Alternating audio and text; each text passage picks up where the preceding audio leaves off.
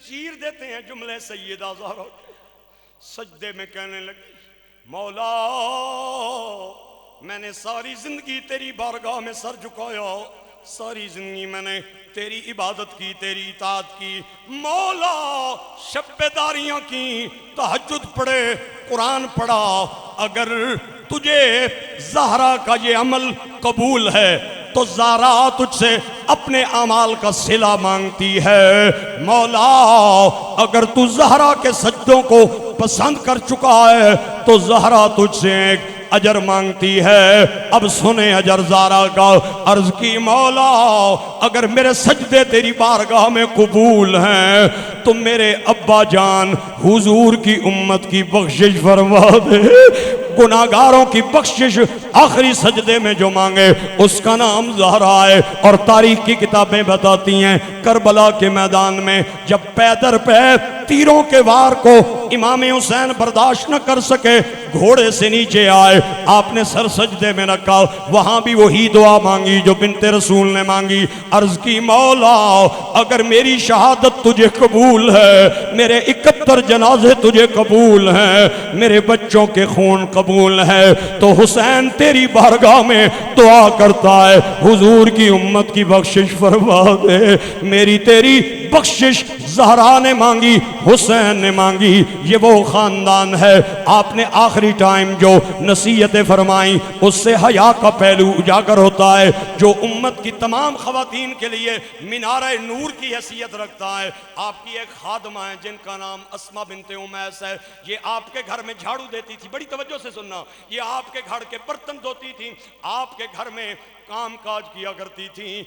یہ اسما بنت امیس زہرا کے وصال کے ٹائم زہرا کے پاس تھی، آپ سنیں گے تو لطف آئے گا۔ یہ اسما کون ہے؟ یہ حضرت ابوبکر صدیق کی بیوی، خلیفہ وقت کی بیوی ہو کے پوچھے زہرا دے کر دے لا رہی، برتن زہرا دے کر دے مانج رہی ہے تے بیوی خلیفہ وقت دیے۔ اللہ اکبر۔ آج لوگ کہتے ہیں جنازہ زہرا کا ابو بکر نے نہیں پڑھایا، آپ نے دسے ہی کوئی نہیں سی گیا۔ میری بیوی کسی نے کر گئی ہوئے تے او بیوی فوت ہو جائے، یہ ہو سکتا ہے مینوں پتہ نہ چلے، وہ نہیں سمجھ رہے ہوگا، یہ ہو سکتا ہے مینوں پتہ نہ چلے، میری بیوی آخری وقت اس کے پاس تھی اور مجھے پتہ ہی نہیں چلا، اے تے میں تے تو من سکنے ہاں بھئی صدیق نو پتہ چلیا ہوئے بھئی زہرا ٹر گئی ہے تے او جنازے چ نہ آئے ہوں، تھوڑا جی عقل تو بھی کم لے لو میرا بھائی جان، اے جے خدا چبارہ دیتا ہے تھوڑا جا اس کا بھی استعمال کریا کرو۔ اسما بنت امیس اٹھا کتابیں لا کے، میں دکھانے کے لیے پابند ہوں چونکہ تقریر میں کر رہا ہوں، حوالہ بھی میرے ذمہ۔ اسما بنت امیس آخری وقت میں جھاڑو لگانے والی اسما بنت امیس حسب معمول اندر آئیں، آگے دیکھا بطول رو رہی ہیں۔ اسما نے ہاتھ چوم کے کہا زہرا کیوں رو رہی ہیں؟ زہرا کہنے لگی بطول آخری وقت آ گیا ہے، ایک بات یاد کر کے مجھے رونا آ رہا ہے، ایک بات مجھے بار بار یاد آتی ہے تو رونے پہ مجبور ہو جاتی ہوں۔ اسما کہنے لگی زہرا کون سی بات؟ فرمایا جب مر جاؤں گی، جب چلی جاؤں گی تو جب عورتوں کو چارپائی پہ ڈالا جاتا ہے مرنے کے بعد تو اوپر ایک چادر ڈالی جاتی ہے اور وہ چادر میت کے جسم کے ساتھ چمٹ جاتی ہیں، اس سے میت کے خد و خال نظر آتے ہیں، سر کہاں پہ ہے؟ مثلا یہ میت ہے، آپ نے چادر ڈالی، پتہ چلتا ہے پاؤں کہاں ہے، سینہ کہاں ہے، سر کہاں ہے، میت کی چوڑائی کتنی ہے، لمبائی کتنی ہے۔ زہرا کہنے لگی رو اس لیے رہی ہوں کہ جب وہ چادر مرنے کے بعد میرے جسم کے ساتھ آگے لگ جائے گی تو میرے جسم کے خد و خال ظاہر ہو جائیں گے۔ زہرا مرنے کے بعد بھی نہیں چاہتی کہ لوگ میری باڈی کا سٹرکچر دیکھیں کہ زہرا کا سر کیسا تھا، کتنی لمبائی تھی، کتنی چوڑائی تھی۔ اسما بنت امیس نے ہاتھ چوما اور عرض کرنے لگی زہرا گھبرائیں نہیں، اس کا علاج میرے پاس موجود ہے۔ زہرا کہنے لگی کون سا علاج؟ اسما کہنے لگی جب میں علی پاک کی بھابی تھی، کیا کیا میں جدوں میں علی نی پاوی سن، اے کس نی بیوی سن؟ اے حضرت علی کے بڑے بھائی ابو طالب کے بڑے بیٹے جعفر طیار کی بیوی تھی۔ اسی طرح تھوڑی آواز ہے صرف یا کچھ نہیں بولے ہو نا؟ چلو میں بھی بلا لینا انشاءاللہ. روزہ تساں کلے آنا تو نہیں نا، میرا بھی ہے انشاءاللہ. تو میں ٹھہرو میں بلا لینا. جعفر طیار غزوہ موتا میں شہید ہو گئے. اے بیوہ ہو گئی. ہن گھر والیاں نال بہ کے مشورہ شروع ہویا بھائی اگلا نکاح کس نال کرنا ہے.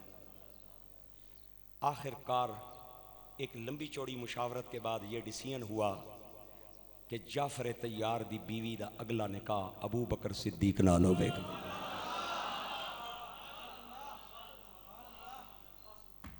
ابو بکر کے ساتھ نکاح ہوگا. میں پوچھنا چاہتا ہوں اگر آل ابو طالب کے گھر میں حضرت ابو بکر کے ایمان کو مشکوک سمجھا جاتا تھا تو پھر اسماء نے مشکوک ایمان والے بندے سے شادی کیسے کر لی؟ اور پھر اگلی بات پہلی تمام باتوں سے بڑی ہے. آپ کی اس علاقے کی زمین کا وزن کم ہے، اگلے جملے اور فکرے کا وزن زیادہ ہے. حضرت ابو بکر کے وصال کے بعد یہ دوسری بار بیوہ ہو گئیں اور پھر فیصلہ ہوا کہ اب نکاح کس کے ساتھ کرنا ہے. تو اسماء نے صدیق کے بعد جسے اپنا خامد منتخب کیا اس خامد کا نام مولا علی المرتضی ہے.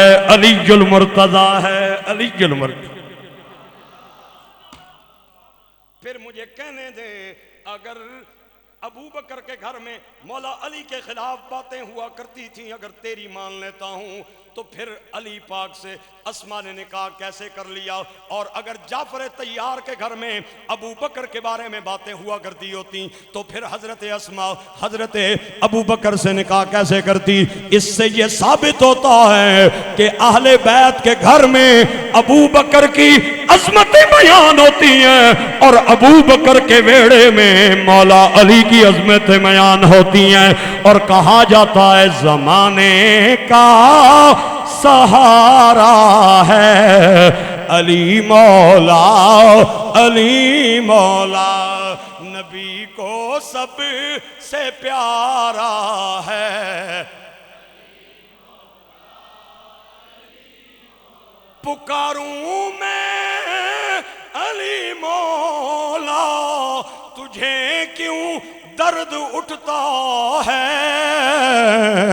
او جھلیا نبی نے خود پکارا ہے علی مولا.